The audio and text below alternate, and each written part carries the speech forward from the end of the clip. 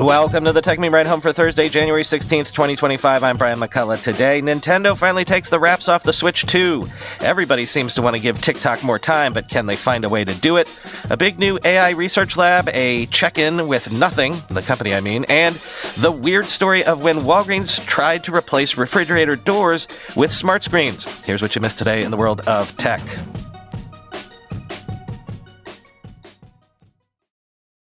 We now know what the successor to the Nintendo Switch will be like because this morning Nintendo teased the Switch 2, featuring a new kickstand design and backward compatibility for physical and digital games, with more details coming on April 2nd, quoting The Verge. The console looks a lot like the original, but it's bigger. In the video, the Joy-Con controllers are black with colored accents. They attach to the side of the console instead of sliding on and off. The Joy-Cons appear to snap on quite easily. Leaks have suggested they could be attached via magnets. There's a new button under the home button on the right Joy-Con, which had shown up in leaks. The video also appears to show the Joy-Cons being used similarly to a mouse. And the SL and SR buttons on the Joy-Cons are bigger than they are on the original Switch's Joy-Cons.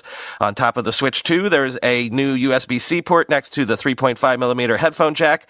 The kickstand has a new design. It's shaped more like a U. The dock for the Switch 2 has a more rounded design, and like with the original Switch, there will also be a separate controller grip that you can snap the Joy-Cons into, end quote. Now again, Nintendo didn't actually say when this will be available to buy beyond just saying 2025, and no details on the all-important spec bumps that we're expecting, but there is going to be a Nintendo Direct on April 2nd, as mentioned, so expect more details then. Plus, there are apparently a series of live events in New York, Los Angeles, and Dallas in April where you can see more close-up, and those will be ticketed events that you have to register for from Nintendo's website. The only game they teased seems to be a new version of Mario Kart, which would be, believe me, the most important news in this household. We haven't gotten a full Mario Kart fully updated version since 2014. The Mario Kart Deluxe on the Switch was just that, an upgraded version from the Wii U. That didn't stop Mario Kart Deluxe from selling 64 million copies, though.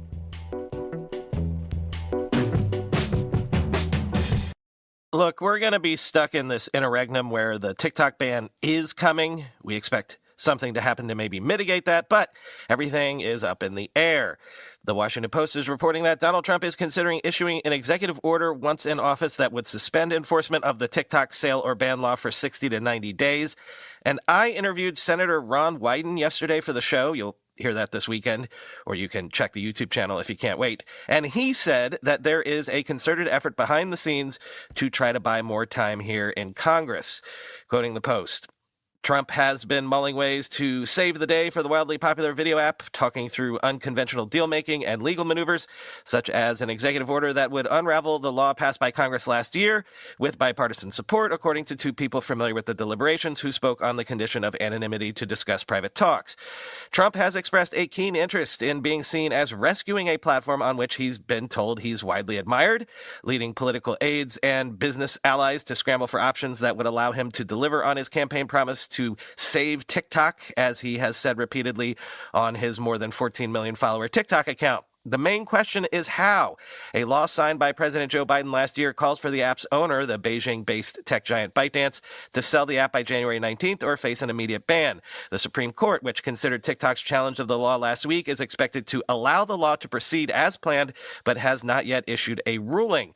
The law is aimed at addressing Justice Department concerns that the Chinese government could covertly use the app to spy on Americans or broadcast propaganda. Trump, one of the people said, is eager to be seen as making a deal, and signing an executive order soon after the deadline's passing, just one day before his inauguration, would give the proceedings a cinematic flourish. But the strategy of using an executive order, the kind of presidential decree that Trump dashed off in rapid fashion at the start of his first presidential term, has fueled doubts among some legal observers who argue the president's word can't entirely overcome a law that Congress approved with overwhelming bipartisan support. Executive orders, quote, are not magical documents. They're just press releases with nicer stationery, said Alan Rochenstein, a former national security advisor to the Justice Department, now at the University of Minnesota. TikTok will still be banned, and it will still be illegal for Apple and Google to do business with them, but it will make the president's intention not to enforce the law that much more official, end quote. An official says the Biden administration is, quote, exploring options to implement the law without causing TikTok to go dark in a matter of days. Quoting NBC News, Americans shouldn't expect to see TikTok suddenly banned on Sunday, an administration official said, adding that officials are exploring options for how to implement the law so TikTok does not go dark Sunday. Deputy White House Chief of Staff Bruce Reed has been a point person on the issue and has received many calls from people urging the president not to let a ban go into effect, according to two people familiar with the matter. If the administration moves forward with any such plan, it would mean the popular apps going down would not define his last full day in office, and it would defer the issue to Donald Trump, who will be inaugurated Monday. Mike Waltz, Trump's incoming national security advisor, told Fox News on Wednesday that Trump is ready to intervene to preserve access to the Chinese-owned video app in the American marketplace. And Pam Bondi, his pick for Attorney General, refused to commit to enforcing the ban when she was asked about it at her Senate confirmation hearing Wednesday, end quote. Meanwhile, sources say over 700,000 new users joined Xiaohongshu, or Red Note, in just the past few days. Sensor Tower says the app's U.S. downloads were up more than 200% year-on-year this week.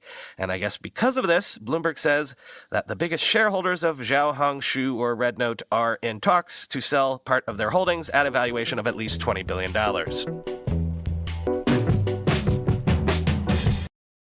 Do we have a new big player in the AI space? AI researcher François Chollet and Zapier co-founder Mike Knopp launched India, an AI research and science lab focused on developing and operationalizing AGI, quoting TechCrunch.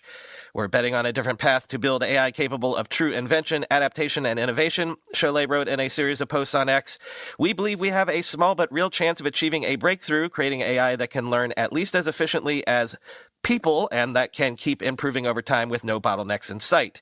India plans to use a technique called program synthesis in tandem with other technical approaches to unlock AGI. Chollet thinks that program synthesis, which allows AI to generate problems it hasn't seen before from only a few examples, can help to overcome the most intractable problems in AI research. Program synthesis is traditionally compute-intensive, but Chollet thinks this limitation can be overcome and that overcoming it will help accelerate scientific progress. We are not alone in recognizing the potential of program synthesis. It's a technique every frontier AI lab is now starting to explore, reads a blog post on India's website. We are at the crest of a pivotal moment in scientific history, and the world deserves every possible direct, unique attempt to build AGI, end quote. They didn't disclose if they've raised any capital from outside investors, but they are hiring. According to their social media posts, Chollet, who is the creator of the widely used Keras open source API for building AI models and machine learning systems, has established a nonprofit organization with Zapier founder Knopp, focused on developing AGI benchmarks. His departure from Google, announced in November, following nearly 10 years at the company, adds him to the growing list of prominent artificial intelligence researchers who have left major tech companies to launch independent AI research laboratories in the past few years.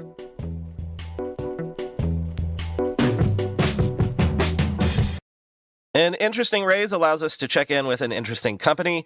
Sources say Nothing is looking to raise at least $100 million in a Series C round. But the interesting details are that Nothing has crossed $1 billion in lifetime sales, has sold 7 million devices to date, and apparently doubled revenue to more than $500 million in 2024. Quoting Bloomberg, Nothing, a smartphone maker backed by Google's venture arm and iPod creator Tony Fadell, is seeking to raise at least $100 million in funding to expand its operations, according to people with knowledge of the matter. Several newcomers have tried to challenge Apple's iPhone with new devices, but few outside of China have come close to rivaling the well-capitalized market leaders. Nothing previously raised about $100 million in 2023. Nothing has gained fans with the unique design of its smartphones, which feature a transparent back. The startup is run by Carl Pai, one of the creators of OnePlus, a popular China-based phone maker. Nothing sells phones ranging from $250 to $700, as well as several different earbuds and a smartwatch. In 2024, Nothing doubled its annual revenue to more than $500 million and recently crossed $1 billion in lifetime sales, the people said. It has also told investors that its margins have improved from a year ago and that it has sold 7 million units across all product categories to date. Though customers in the U.S. can buy Nothing devices, the company primarily sells its phones overseas. Nothing's biggest market is India, followed by Germany and the UK, the people said. The top market for the company's audio gear is the U.S., followed by the UK, Germany, and Japan. Nothing is focused on ramping up sales outside the U.S. this year, but plans to make a bigger push into the American market in 2026. It's also exploring an expansion into additional product categories. The company has about 600 employees and manufactures devices in China and India, end quote. Finally today, an interesting legal dispute. Walgreens spent $200 million to replace refrigerator doors in its stores with smart screens, the better to show ads with. And, well, as I said, it's turned into such a fiasco that the courts are involved.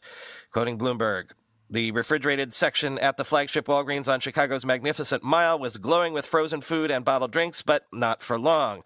Where the fridge cases were previously lined with simple glass doors, there were door-sized computer screens instead. These smart doors obscured shoppers' view of the fridge's actual contents, replacing them with virtual rows of the Gatorades, Bagel Bites, and other goods it promised were inside. The digital displays had a distinct advantage over regular glass, at least for the retailer: ads. When proximity sensors detected passers-by, the fridge doors started playing short videos hawking Doritos or urging customers to check out with Apple Pay. If this sounds disruptive, in the ordinary sense of the word, not Silicon Valley's, that might have seemed a generous description in December 2023 when all the screens went blank. At first, the outage didn't arouse suspicion. These internet-connected fridge panels, developed by a Chicago startup called Cooler Screens, frequently flickered, crashed, or showed the wrong products. Every so often, they caught fire. But store managers were stuck with them. As part of a 10-year contract with Walgreens for a split of the ad revenue, Cooler Screens had installed 10,000 smart doors at hundreds of U.S. locations like this one. It planned to install 35,000 more. By this point, Walgreens had already tried to pull out of the deal and get rid of the doors, blaming what it says were glitchy hardware and software. But Cooler Screens had temporarily prevented their removal the prior June by suing Walgreens for breach of contract, seeking $200 million and demanding its screens stay in place. Unreported until now is that over the ensuing months of legal battling, during which Walgreens had countersued for monetary damages, Cooler Screens' chief executive officer, Arsen Avakian, decided to try a different form of pushback. On December 14th, Avakian's team secretly cut the data feeds to more than 100 Walgreens stores in the Chicago area. The dozen or so smart doors affected in each of those stores either glazed over with white pixels or blacked out altogether. Customers could no longer see where the Coke and Red Bull and Hot Pockets and Heineken sat, and either assumed the fridges were out of order or found themselves rummaging through one by one. Some staffers pasted pieces of paper on the opaque screens that read, for example, assorted sports drinks and coffee. Others filed service requests online with Cooler Screens, which had been marking all incoming complaints as resolved without fixing anything. By the time Walgreens caught on and persuaded a judge to issue a temporary restraining order against Cooler Screens, forcing it to restore the data feeds, the doors had been offline for a week.